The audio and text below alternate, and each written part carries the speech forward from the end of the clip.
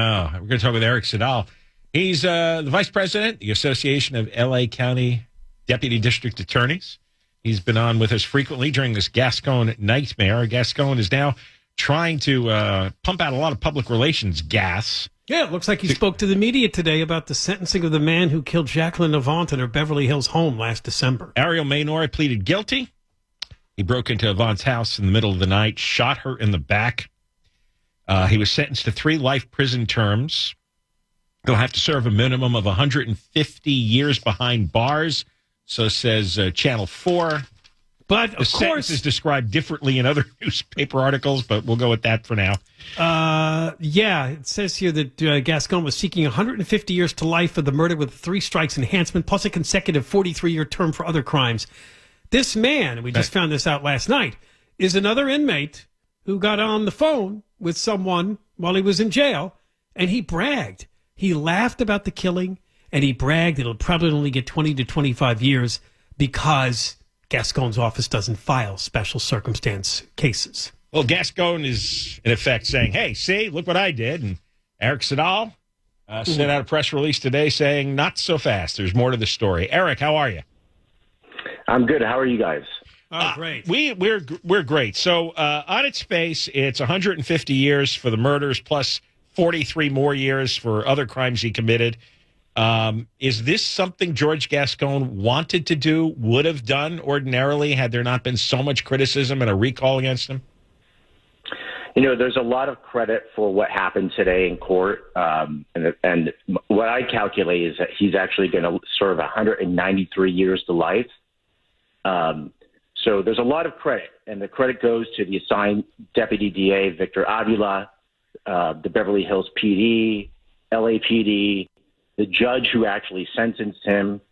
But the other person or the other thing that should get credit is the Association of Deputy District Attorneys, because it's our injunction that's the reason why this man is going to serve 193 years to life and not actually serve what Gascón would have given him.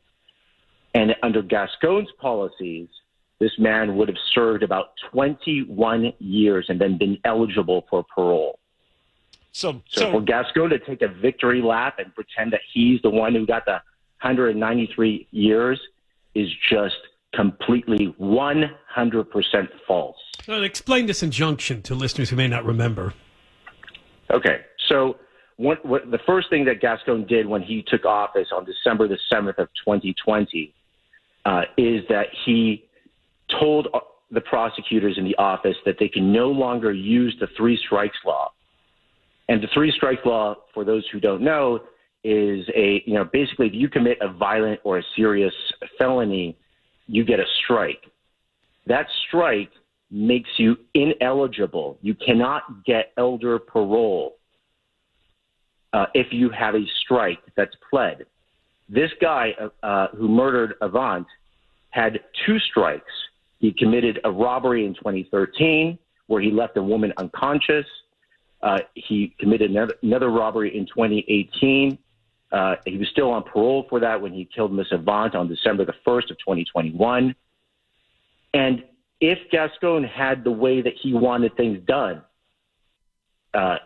this man would have been released or would have been eligible for parole in 21 years. Now, let's just also think about what parole means, right? Parole means that the Avant family would have had to go to these parole hearings pretty much for the rest of their lives after 21 years. They would have had to be re-victimized, re-traumatized over and over again because of the policies of George Gascón. That was his intent, and because your organization went to court and got the injunction against his policy, that's what led the sentence to be 193 years to life. Right. We stopped him, and now he's trying to pretend that he's the one who's actually trying to hold people accountable, and it's a big fat lie. And this injunction only dealt with the 3 strikes situation? It dealt with other things, but in the Avant case, it's very relevant for the 3 strikes law because without the strike law, people get eligible for parole really quickly. And so the strike law prevents that. And unless you have the strikes alleged and proven, he would have been eligible, even though he committed those prior acts.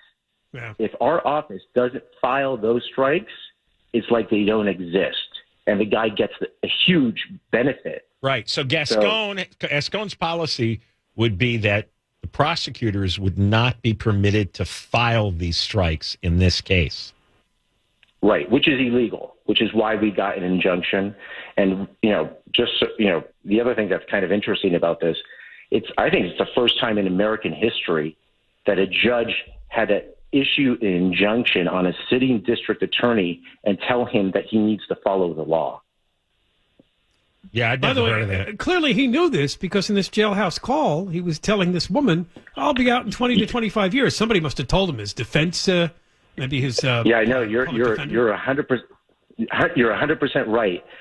The way we know that how Gascón's policies are really affecting criminal behavior is the criminals think that his policies are still the policies of the district attorney's office. So in a jail recording, the man is saying, I'm only going to serve 20 to 25 years. That's because he thought he was going to be under Gascón's regime.